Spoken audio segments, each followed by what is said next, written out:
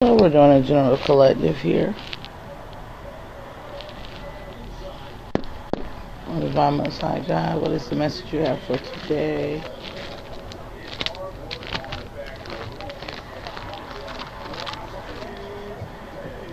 But for his kin that is near to him, that is, for his mother, and for his father, and for his son, and for his daughter, and for his brother, and for his sister, a virgin, that is nigh unto him, which hath no husband, for her may he be defiled, but he shall not defile himself, being a chief man among his people, to profane himself.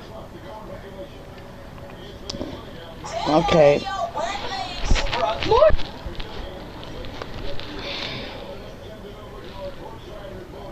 So this is a man and his family.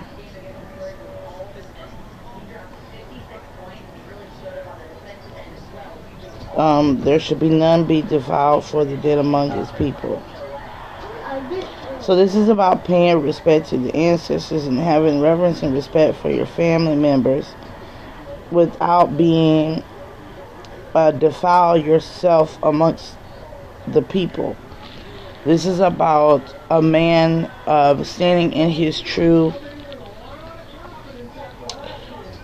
king of the earth, king of pentacles energy. So what we're talking about in this is a man can be he can love his family. He can love here his mother, his father.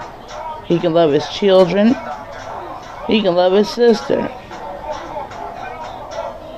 But he may not, of course, do incest amongst his family, and he may not defile the people that he is of leadership to on behalf of his family. He is not to profane himself. So that's what we're talking about today. Being there could be a man that did that in his allegiance and the loyalty to his family, he has lost his air of leadership amongst the people.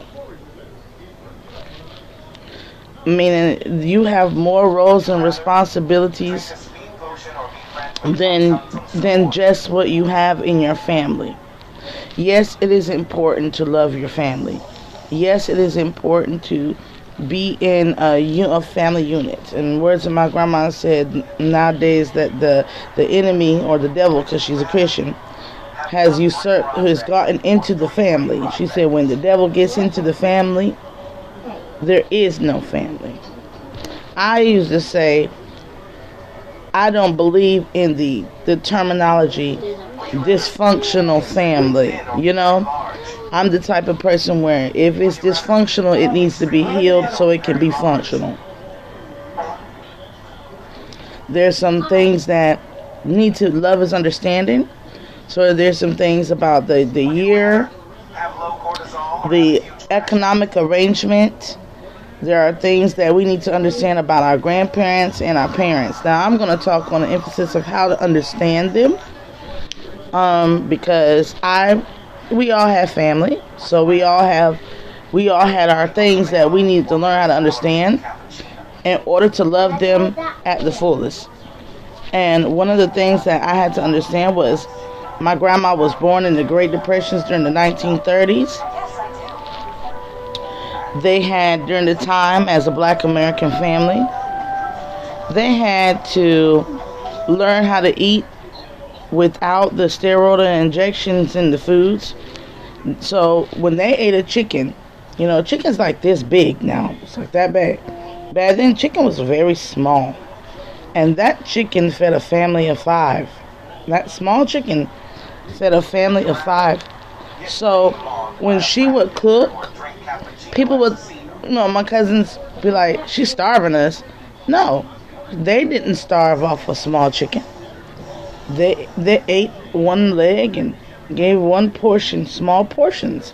And they ate portion size. By what they say is the standard of what you must eat today. This is what your plate looked like back in the Great Depression. And she wasn't starving us. This is the era and time she was born up in. She was born when Black Wall Street fell, and you had to have lots of children in order to have hands of help. And your husband was going out to work and coming in and had main control of assets and things. She was born through that time, and how she treated us, how she fed us, how she showed love was because of that time. And because of the trauma she went through, because we all go through trauma in life, especially economical trauma. Like, it's not a perfect system out here for nobody, right?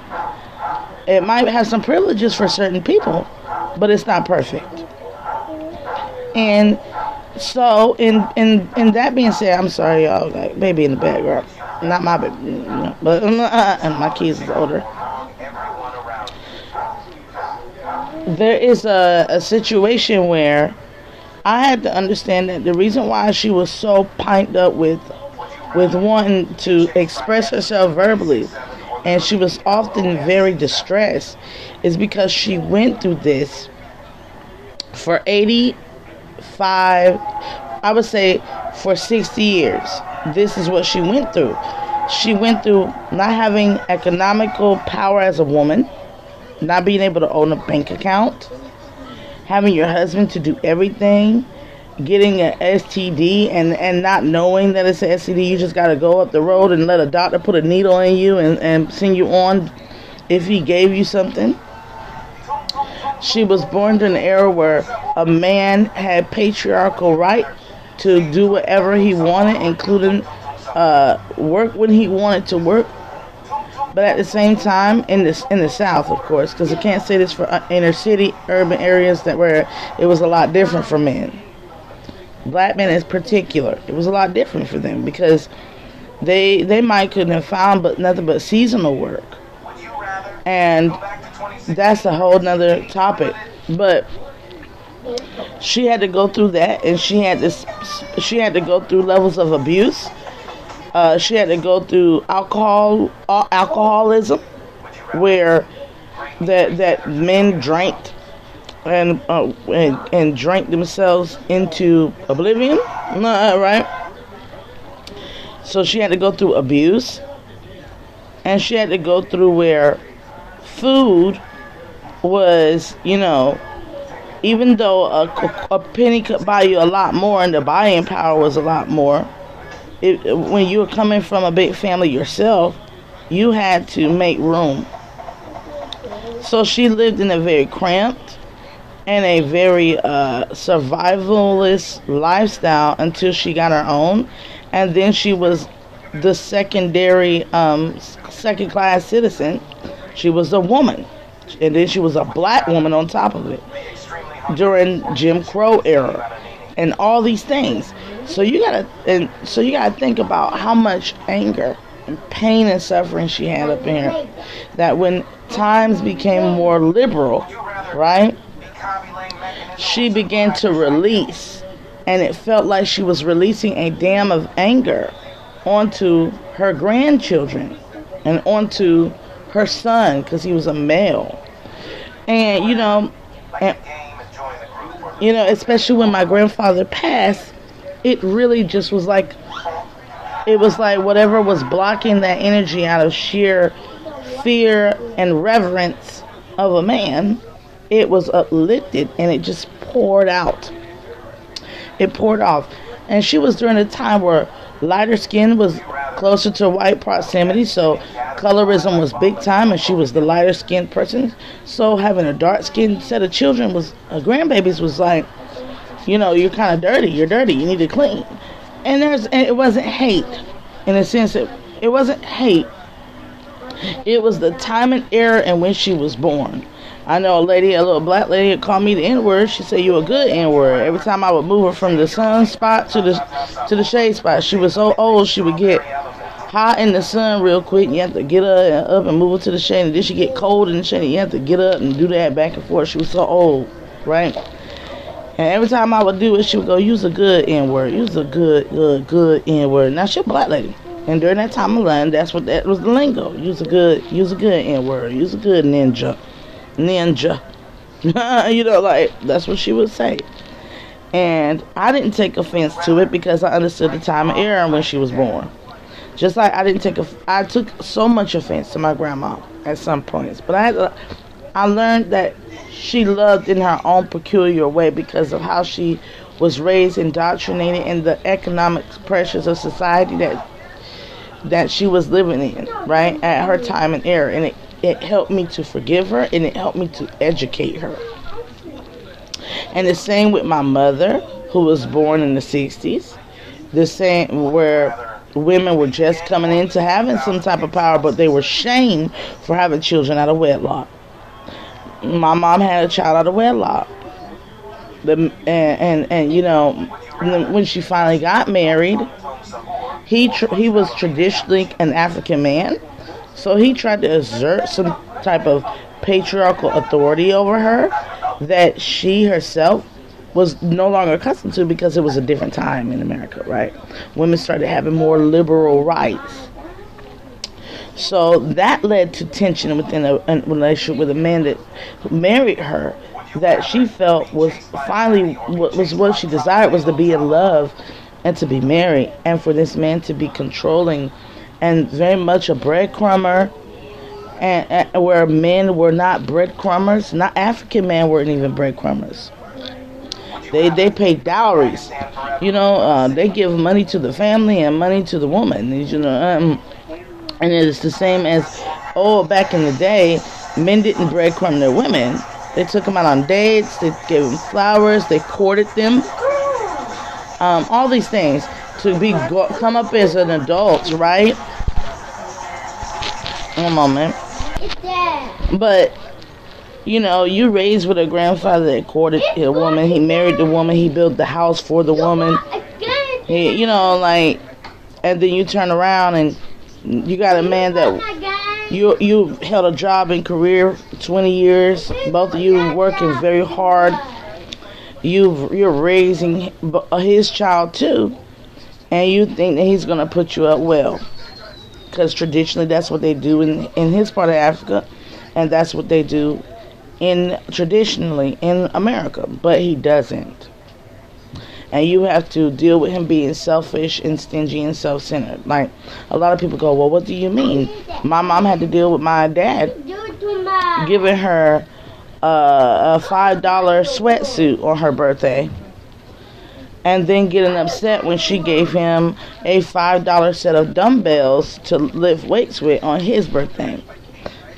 She got mad because he would go out and spend lavishly on himself, and she would spend lavishly on herself. It was not like that one or other had money, both of them had money. And he would expect her to spend lavishly on him, but he wouldn't reciprocate it.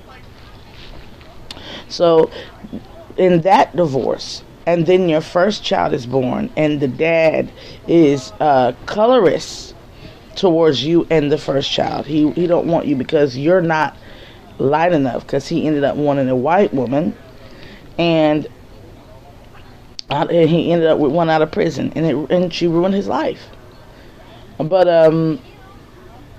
instead of just going for a good woman and reciprocating the love, right, which now was, she didn't get that. She didn't get that until her second and final marriage, and that was my stepdad, our stepdad. But she was very much seeking partnership, very much a love addict. I would say she was a love addict. She went where she could to find love. And I had to understand why she was like that, because as a child, this means that I needed all this attention that the male son was getting, because society programs people in America to uplift the son, right? And I had to seek this attention. And I'm seeking this attention, and I'm going to my grandmother, who's always nagging about something, and always talking about how black my skin is and needing to wash it and stuff like that, right? And I felt abused, and it was abuse. It was neglect. It was abuse, right? Luckily, I still me and my father, and then I had to go to my father's, and my father, who was born in a family full of women who had to do as the men and assert as much dominance as men in order to protect themselves. Congolese society, right?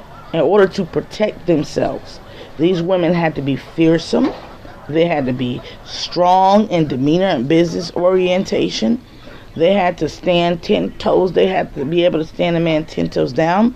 They had to be career driven because that was the only way out for not only the women there, but the men, right? And that was a way of New York because they came to New York, and that was a way of New York as well. Get it how you live. That's the way of New York, where there is no masculine woman, masculine man. There's hustlers, right? And once you land in New York, you hit that street running, you make ends meet, but more importantly, you gain your respect, right? So my father, born up in women like that, with brothers like that, because he's one of 10 children.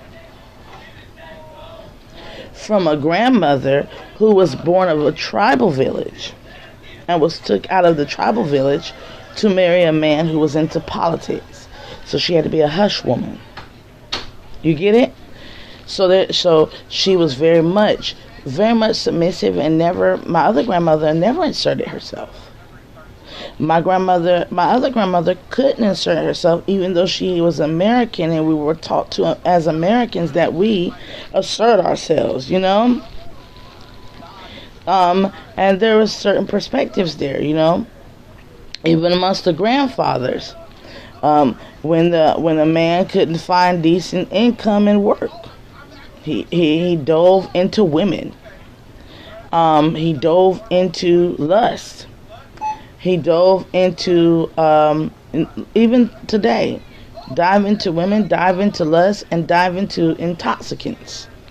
Today it might be marijuana. Back then it was alcohol, and tobacco is on both ends, right? So I have to understand men. I have to understand women in my family and the time and era which they were born, including all of them went through the opioid crisis. A lot of people don't understand even Africa went through an 80s crack epidemic. It was opioid. But they dropped drugs in Africa just as simultaneously as they dropped drugs on black Americans, okay? So I had to, understand all of that and how that impacts the mind of the youth today and how that impacts the millennial era, especially the 80 millennials, and how those children were raised, and also how it impacts myself and others in my age range, and others that were born in the 70s, the 60s, the 50s, and so forth and so on, and how they cope with that, not having any of the tools that we have today that just came in. You got all types of beautiful things that they just did not have. When I was coming out of my child was born in 2015. It wasn't until after 2017 that couples therapy became something that was not a regional based thing. It was more of a town to town, a part of a psychological treatment. Family therapy is now everywhere, right? Family intervention services are starting to pop up even in rural areas, right? Stuff that wasn't around when my mom was married or going through a relationship, or my grandma and grandpa and all that. They didn't have that. All they had was church, right? And church was biased because they're not Hebrews reading the Bible, for one. When I say you got to have the inscription of God in your heart to understand this book, you have to have an inscription of God in your heart to understand this book. And people think that just means compassion, love, grace, caring. No, this means your life mirrors the prophets. Your life mirrors the prophets. And when I say it mirrors the prophets, that's when you know you are of the lineage of Hebrew. Because you can look at the book of Abraham and Sarah and you can find yourself in that story. Clear as day. Not something you make up in your head. Like Sarah had a fierce angel guarding her. I have a fierce set of... I have one of the worst angels you would want guarding you. Like... Most people don't even want my angel. But at the same time, you go down and you're talking about Noah building things or working with the ark. I work with the arcana, the vessel of all cures, something that will provide you a cure or a remedy. That's what tarot is supposed to be. But at the same time, you have the story of Joseph, Joseph's dreams, premonitions, Jacob, and I think the lion's den, where you were thrown away by members, the black sheep aspect, and you were raised up in the land where you was cast out amongst your own. Stuff like that. The Moses, where you're trying to move people to new. Trying to move people to new. Then they're towards a better status, a way of being and living, and get them under the thumb of the oppression or the tyrannical control that is on all of us spiritually, right? And then you have Elijah, who was a performer of miraculous miracles, having the Midas touch or the golden palms or the hands that the empathic healer ability to suck an illness out of another person's body. Being able to do that, to heal people with touch. Deborah being able to sit at a tree in meditative stance and gain a vision that becomes a great strategy in how to maneuver in leadership in the world in order to thwart the enemy, which is the evils in the world, right? Or Christ trying to walking around trying to gain an audience on the behalf of the legacy of your ancestors that passed through you, because it's not only that he was of the Most High, as he claims, the Father, but he was also of the lineage of Mary, which is the lineage of Solomon and David, and he was owed his inheritant rights, not only as being a king, but being acknowledged as a Hebrew king, which is the leader of the dominion of the Most High, and also lands, tangible 40 acres and a mule. He was big time on that, and also going up against the church with your spiritual profoundness and self-declaration that is not an ego, it's your spiritual rank. So it's when your light mirrored them prophets, you are the one that they're talking about with the scriptures and the being of thinking in your heart, because you can't live a life that deviates from the prophets. You're going to go through people doing the things that they did to them prophets at some point in their life, and some people even go through the sacrifice. Some people get unalived. They get unalived and people look and don't do anything about it. But once you understand people, you are like Christ, right? Back then he said they know not what they do. Now we are now in the age now where you know what you do because of availability. You know what you're doing now because help of understanding your own psyche is a Google away. It's a doctor's visit, a therapeutic Medicaid. If you can't pay for it, Medicaid, Medicare appointment away. If you want to research how much food intake and all these things, you can research Western and ideologies and diets that differ from Eastern ideologies and diets, and also you can look at what other countries have in their food as additives, right? That they have banned, right?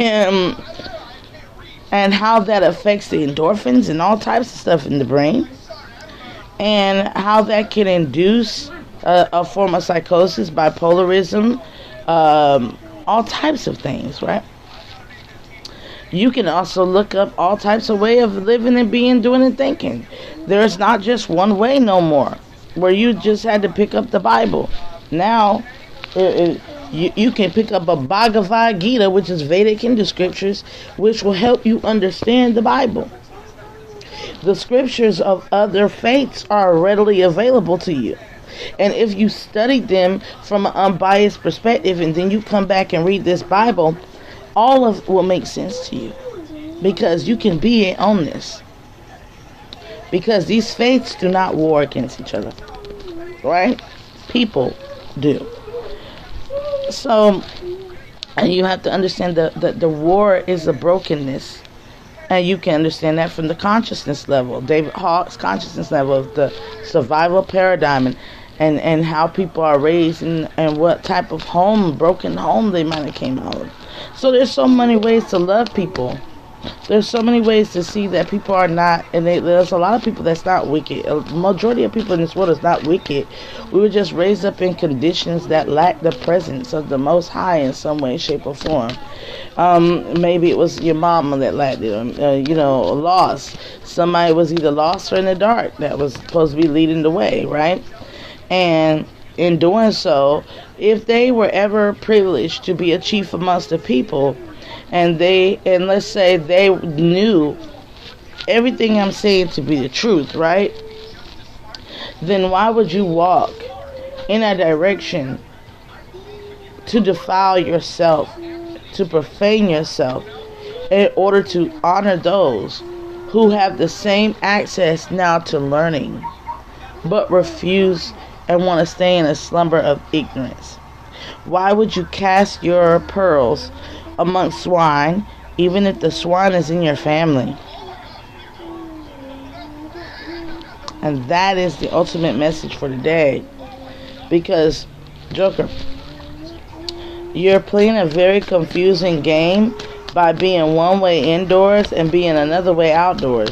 You're playing a very confusing game by saying that you're not racist, or you're not a bigot, or you're not a hypocrite, or you're not this and that and the third, and then getting behind the closed doors with your family members and saying the N word and all that stuff, and like, if you're not gonna be a racist, why is it that we have so many white people that will come out and say, yeah, my family claims not to be racist, but when they're in silence, they say some of the most hateful, racist, stereotypical, shit.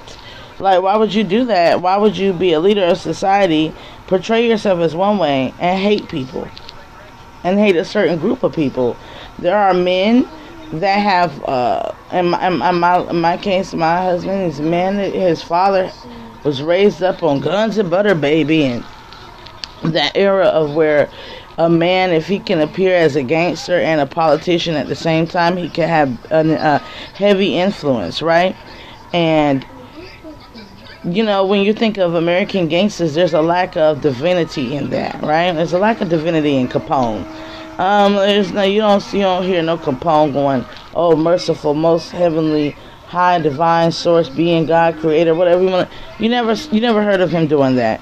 All you heard of him doing was making sure he keeps his family in check and his boys and Thonny and them on check. And if they're not in check, I kill them. He was raised. My husband was raised in an environment that was like that, right? It was out of date. It was no longer needed, and it was time for them not to see family as a mafia role. It was time to see family as a new extension to enter into this new life and to enhance quality in many new spontaneous ways that are less violent right? Less violent and less aggressive and volatile, right? But he knew this, and when he stepped out, he was free, right? He was free to be that loving man, that caring man. But when he got around his father, it was bitchs, ain't bitchs, right? Like women are, something to step on in order for you to have a status symbol in society, right? And so he takes that and you go, yeah, I agree. And then you get around your friends and you want to be in the host of a lot of different people, including women. But behind closed doors, you've adopted some of these issues that your family has with women, right? Or vice versa. There are women out here that, N-words ain't this, and oh, I'm doing no, I'm not just talking about black women. There are other women that do the same thing, but they get out there in the world and they have to deal with men and get in groups of other women and have nothing good to say. Get in groups of men don't have nothing good to say about it. But when you get out here and amongst the people that you have to lead them to a place of point of justice, equality, fairness. But you get in these people get in these podcasts, and instead of going toward points of justice, groups, and fairness, they get out here and spew how they want to, like Red Pill Theory, spew how they want to eradicate something that's been here since the beginning of time, which is females standing in some form of power. Power has never been a thing that has only been distributed to men on this planet. And then you have these group of women that come in and they're talking about men are so volatile that you need to get rid of all the men, including the male children. They're radical extremists like that out here.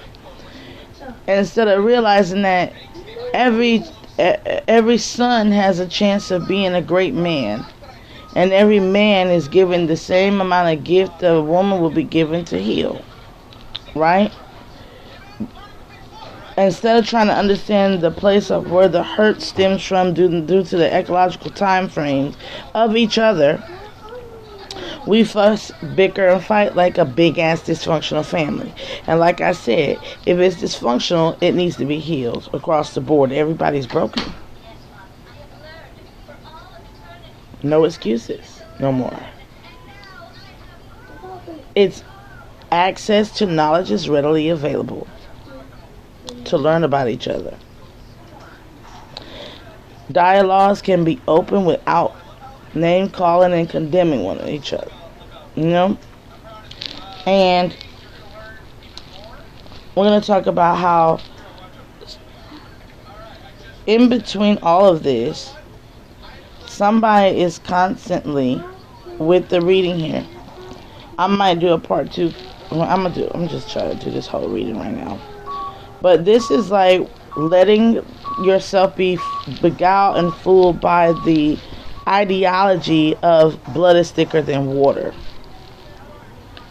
Because that sounds stupid. I always used to say there are beautiful sayings that when you really think about it, is utterly stupid because blood is water.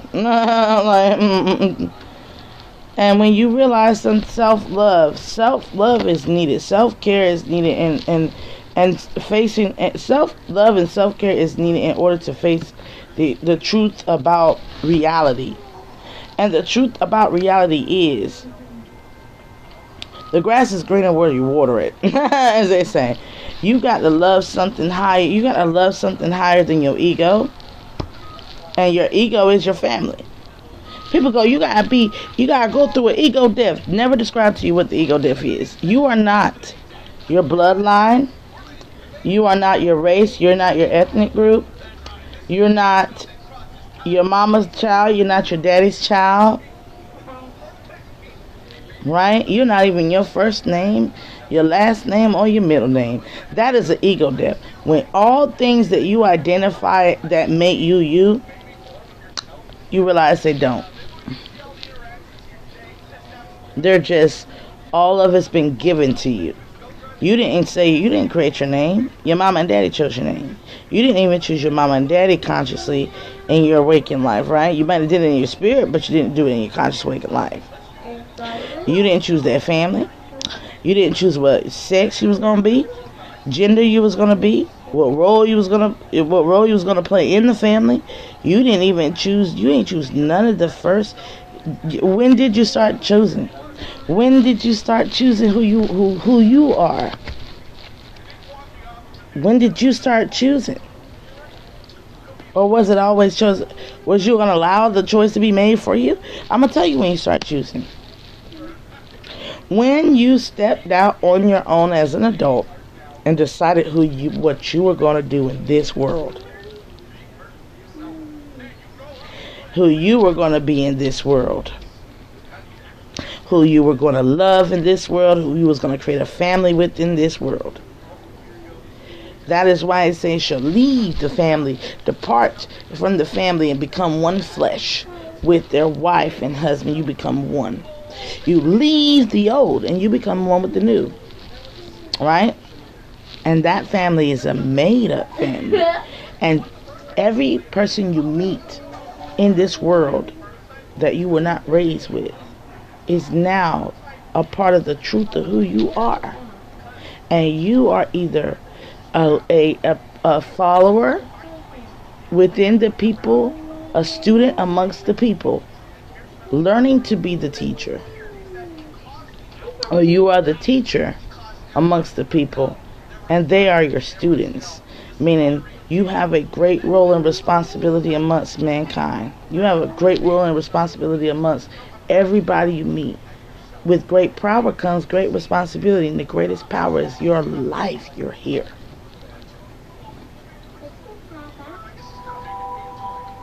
Because like I said, power has never been members only. It has always been shared. It has always been shared. Power to the people. It's always been shared.